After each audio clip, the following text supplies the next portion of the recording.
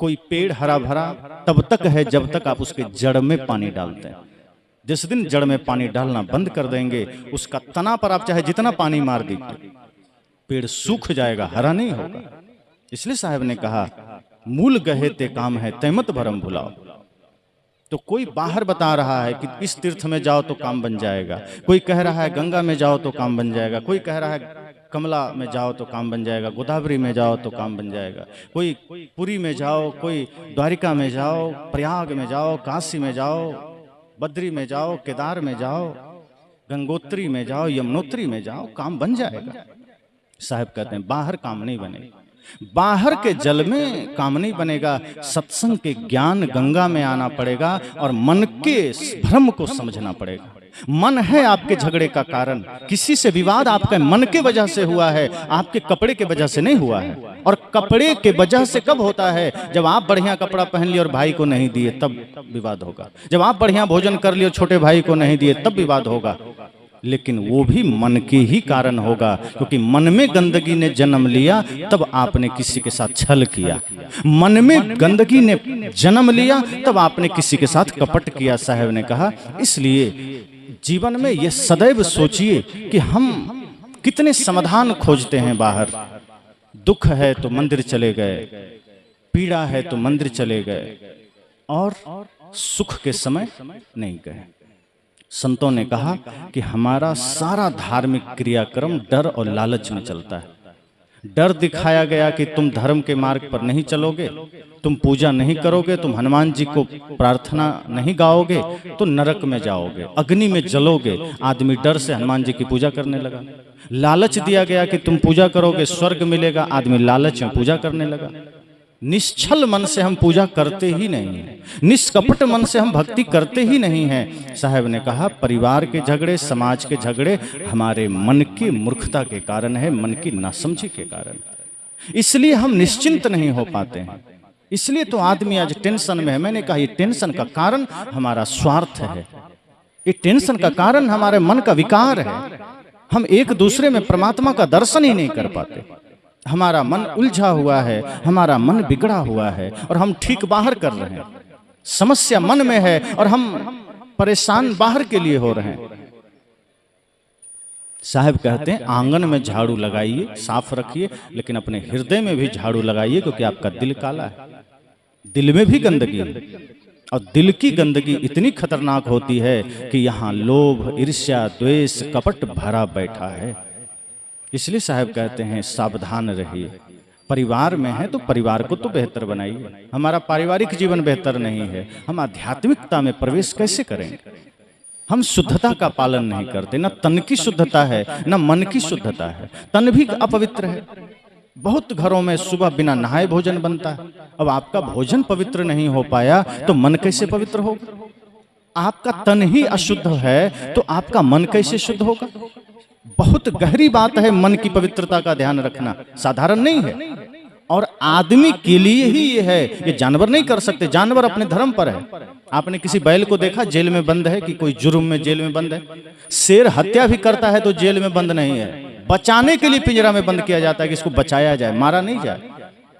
शेर बचाने का अभियान चल रहा है, गीदड़ बचाने का अभियान चल रहा है, गाय बचाने का अभियान चल रहा है, हिरण बचाने का अभियान चल रहा है, चीता बचाने का अभियान चल रहा है, तेंदुआ बचाने का अभियान चल रहा है। और आदमी का कोई अभियान चल रहा है? आदमी पैदा ना हो इसका अभियान चल रहा है कि आदमी पैदा ही ना हो, क्योंकि सारी समस्याओं का कारण आदमी। इस धरती के सारी समस्याएं आदमी की देन है। आप यहां से जाएं, रात हो जाए तो आपको डर किससे लगेगा? आज के समय में आप सांप बिच्छू से नहीं डरते हैं, आप आदमी से डरते हैं कि कोई वो ना मिल जाए। आज के समय में सबसे बड़ा सांप बिच्छू आदमी है। आज के समय में सबसे बड़ा कलंक आदमी है। तो किसी जानवर को आपने नहीं देखा पाप करते, वो अपने धर्म पर है। आप किसी गाय को दे दीजिए शराब, मर जाएगी, पिएगी नहीं। आप दे दीजिए मांस, मर जाएगी, खाएगी नहीं। आप किसी बैल को दे दीजिए गांजा, नहीं पिएगा।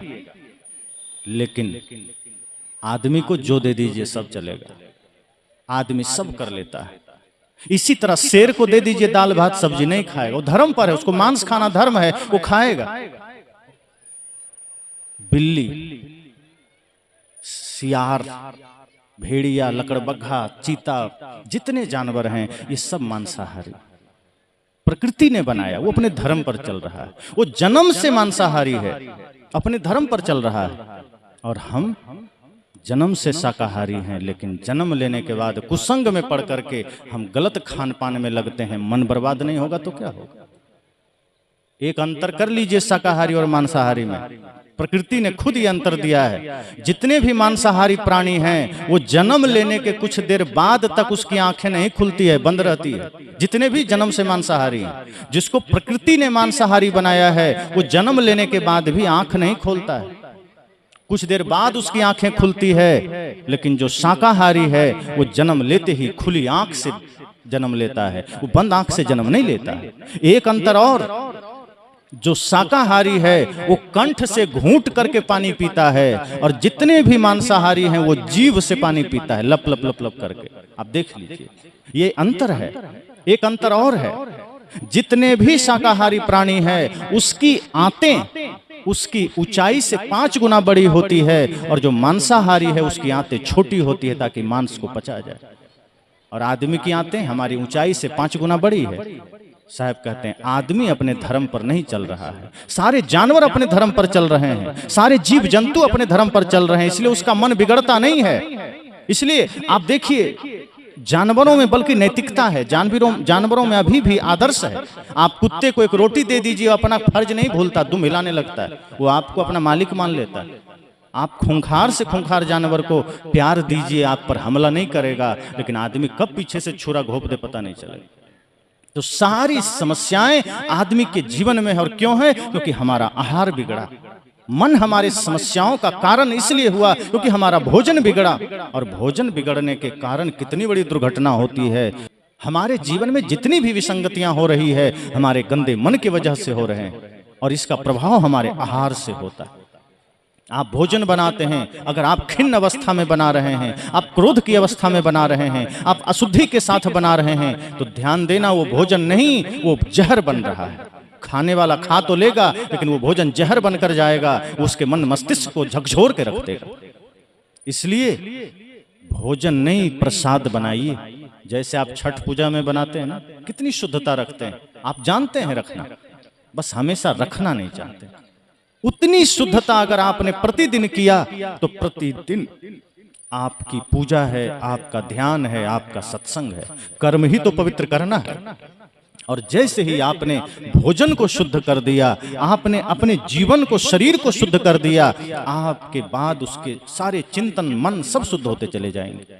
और यदि भोजन शुद्ध हुआ तो सबका मन शुद्ध हो जाएगा, और शुद्ध मन से कभी कोई गलत नहीं कर सकता।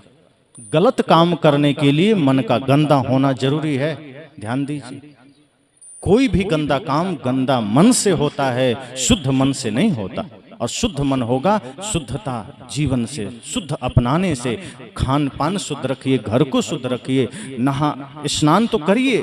तन का स्नान और मन का स्नान दोनों जरूरी है। तन का स्नान जल से होगा, मन का स्नान सत्संग से होगा, गुरु ज्ञान से होगा। हमारा जीवन मिला, बहुत लोगों को तो पता ही नहीं कि भक्ति क्या चीज है। भक्ति भी जीवन में जरूरी है। हम कहाँ सोचते हैं धन जरूरी है, घर जरूरी है, पद जरूरी है, भक्ति हम सोचते ही नहीं। मौत सामने आ जाती है तब तक हमें पता नहीं रहता कि भक्ति भी कुछ है।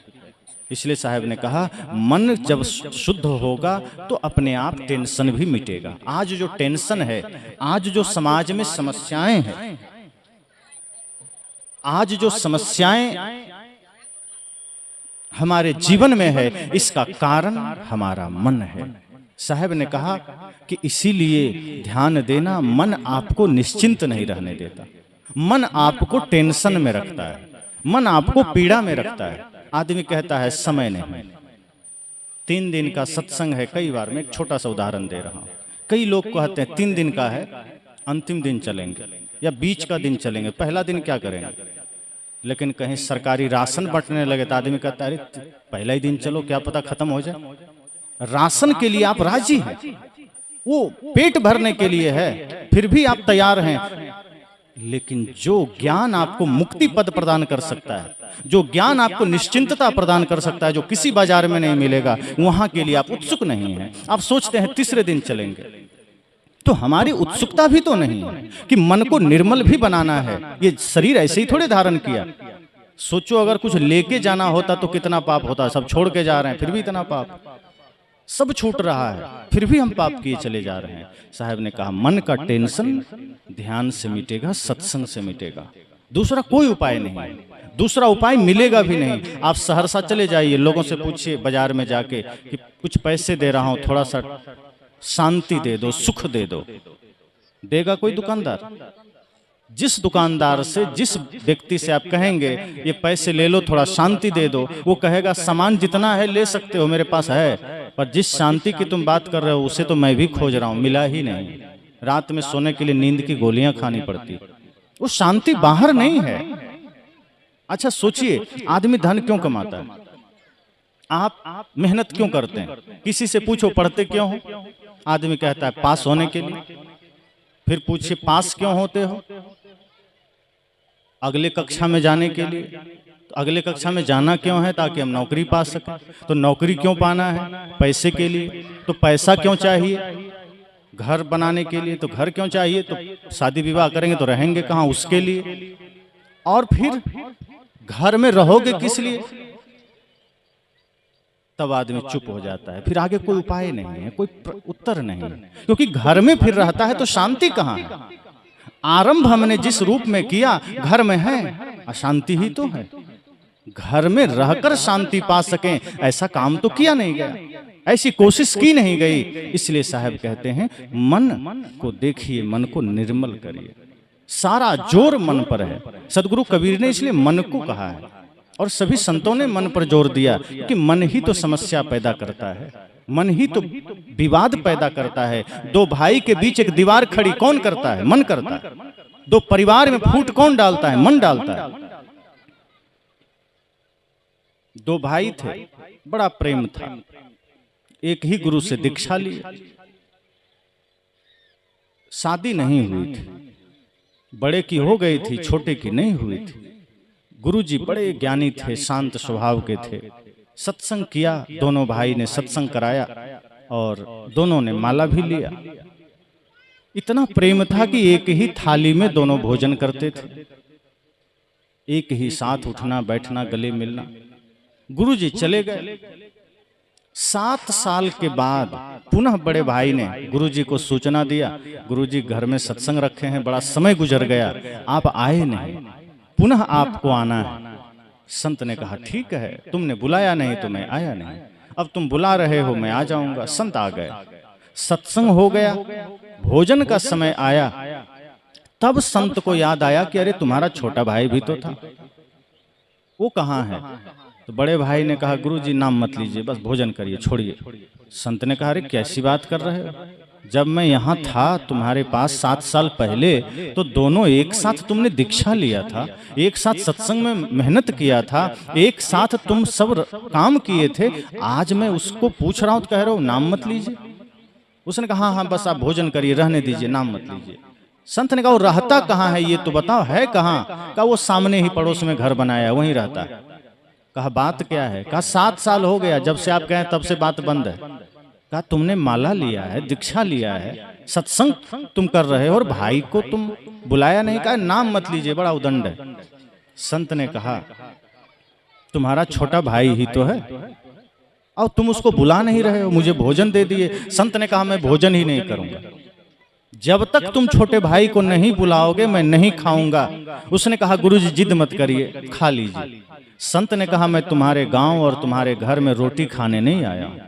ध्यान देना, संत कभी रोटी खाने नहीं आते, वो तो जहां है वहां भी खा लेंगे। संत के आने का अर्थ इतना ही होता है कि दो टूटा हुआ दिल एक हो जाए, दो टूटा हुआ परिवार एक हो जाए, दो टूटा हुआ समाज एक हो जाए। संत ने कहा मेरा आना रोटी के लिए नहीं, तुम्हें एक करने के लिए हुआ है। अगर किसी कारण से, किसी विचार से, किसी मानसिकता से तुम दोनों भाई में कोई दीवार खड़ी हो गई है, मैं उस दीवार को गिराए बिना एक अन्न नहीं ले सकता। भाई, बड़े भाई को भी लगा कि भाई गुरुजी तो जिद पर आ गए, अब क्या करें? कहा गुरुजी मैं बड़ा हूं, मैं कैसे जा सकता हूं उसको बुलाने? कहा यही बड़ा तो अहंकार का कारण है तुम्हारा, यही अहंकार तो तुम्हें अलग किया है। अरे क्या बड़ा हो तुम, एक दिन मिट्टी में मिल जाओगे। बड़ा क्या, मैं बड़ा, मैं बड़ा, ये तुम्हारा मैं क्या बड़ा, बड़े बड़े लोग मिट्टी में मिल गए, तुम भी मिल जाओगे, मैं बड़ा, ये मैं तुम्हारी समस्या का कारण है, तुम कुछ भी नहीं हो। उसने कहा गुरुजी जो कहिए, वो आएगा तब आएगा, ठीक है मैं नहीं जाऊंगा। साहब संत ने कहा मैं भोजन नहीं करूंगा, जा रहा हूं। उसने कहा लगता है गुरुजी मानेंगे नहीं। कहा गुरुजी कैसे जाएं, बताइए, इतने दिन से बात नहीं हुई, हम अलग रहते हैं, विवाद हमारे बीच चल रहा, हम कैसे जाएं, वो छोटा है। गुरुजी ने कहा देखो तुम जाओ तो सही, कहा अगर चला भी गया तो मानेगा नहीं, बड़ा मूर्ख है। संत ने कहा पहले तो तुम्हें मूर्ख मालूम पड़ रहे हो, तुम जा नहीं रहे, मानेगा नहीं, पहले ही सोच लिया तुमने, उत्तर भी खोज लिया, मानेगा नहीं, तुम मनाया कभी? कहा नहीं। कहा तो जाओ उसके पैरों में गिर जाना, उसका पैर पकड़ लेना। बड़े भाई को तो अहंकार सामने आ गया, मैं बड़ा भाई पैर कैसे छू सकता हूँ? कहा फिर तू अहंकार में आ गया, अरे मैं छोड़ दे कुछ देर के लिए, मैं जो कह रहा हूं इतना करना, उसके एक बार पैर को छू लेना, देखना वो सब भूल कर आ जाएगा। बड़े भाई को लगा गुरुजी आप क्या कह रहे हैं, मैं छोटे भाई का पैर कैसे छू सकता हूं? तब गुरुजी ने याद दिलाया कि मेरे भाई जरा याद कर, जब तुम दोनों भाई छोटे थे कितना प्रेम था तुम दोनों, जब तुम्हारा छोटा भाई चल नहीं पाता था ठीक से, तुम थोड़ा बड़े थे तो तुम साथ में खेलते थे ना? कहा हाँ। कहा बताओ तुम्हारा छोटा भाई तुम्हारे साथ रहता था? कहा हाँ। मम्मी पापा से ज्यादा वो मेरे साथ रहता था, मैं ही उसको गोद में लेके खिलाता था, दौड़ाता था, घुमाता था, मैं ही उसको भोजन कराता था, मैं ही उसको नहलाता था, मैं ही गोद में उठाता था। संत ने कहा अरे पगले, तो जब तुम उसको नहलाता था, जब तुम उसको गोद में उठाता था, जब तुम उसको साथ में सुलाता था, तो न जाने सैकड़ों बार उसके पैर को तुमने छुआ होगा, तब तो अहंकार नहीं आया कि मैं पैर कैसे छूऊं। आज तुम बड़ा हो गया है तो फिर उसी छोटे भाई को, जिसको तुमने सीने से लगा के पाला है, जिसको तुमने पानी पिलाया, भोजन कराया, नहलाया धुलाया, गोद में खिलाया, आज एक बार पैर छू लोगे तो अहंकार सामने आ रहा है, तेरा ही तो भाई है। उसका आंखें खुल गई, कहा बात तो सही कहा गुरुजी ने, हमने तो बचपन में उसको कितने बार पैर रगड़ रगड़ के नहलाया, गोद में उठाया, जूता पहनाया, मोजे पहनाए, और उस भाई से मैं इतना विरोध कर बैठा। उसके भीतर तो धक धक करने लगा, कहा गुरुजी क्षमा करना, मैं जा रहा हूं। हिम्मत किया बेचारा, गुरुजी के कहने पर गया। देखता है छोटा भाई भी अपने आंगन में अखबार पढ़ रहा था, वो भी नजर थोड़ा टेढ़ा करके देखा, बड़े भैया इधर चले आ रहे हैं। उसको भी थोड़ा थोड़ा भीतर कुछ भाव जागृत होने लगा, क्योंकि आज तक 7 साल हो गए नजर उठा के नहीं देखा बड़े भाई ने, आज उनका कदम इसके द्वार की ओर है, आज वो चले आ रहे हैं। छोटे भाई को लगा ये हो क्या रहा है, सूरज पूरब में बदल करके पश्चिम में उगने लगा, ये दिन में ऐसा माजरा क्या है। सोचते सोचते बड़ा भाई निकट आ गया, छोटे भाई को रहा नहीं गया। जो एक ही माँ बाप के संतान होते हैं ना, तो कितना भी बैर कर लें हृदय दोनों का धड़कने लगता है, एक ही होता है, वो एक ही, अलग नहीं था। वो जैसे ही बड़ा भाई भाव में आया, छोटे भाई भी खड़े हो गए और ये भी भाव से भर गया, और जैसे ही बड़ा भाई निकट आया दौड़कर छोटे भाई का पैर में झुकना ही चाहता था कि उससे पहले छोटा भाई बड़े भाई के पैर में गिर पड़ा और रोने लगा। कहा भैया काश आप 7 साल के पहले ही आ जाते तो मैं आज आपके चरणों में होता, आपने मुझे ठुकरा दिया, आपने मुझे अपने से अलग कर दिया। 7 साल में कैसे जिया हूं आपसे दूर रहकर, आपको कभी याद नहीं आई इस छोटे भाई की, कितनी पीड़ा सहा है मैंने। आपको जब भी मैं देखता था मेरी आंखें भर जाती थी, दिल भर जाता था, और आपने कभी मुझे देखा नहीं।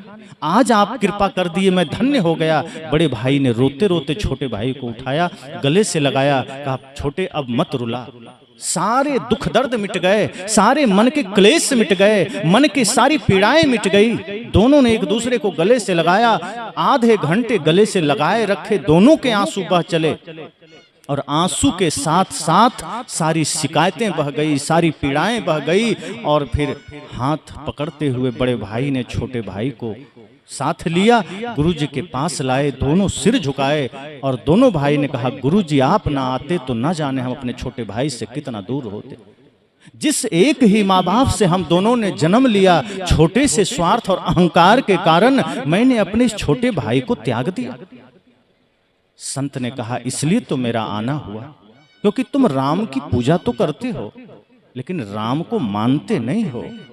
अरे पगले, याद कर उस भगवान राम को जिसे तुमने पूजा है, जिसके मंदिर में तुम जाते हो। वो अपने भाई के लिए गद्दी छोड़ दिए, अपने भाई के लिए अयोध्या छोड़ दिए, तुम 1 इंच जमीन नहीं छोड़ सकते।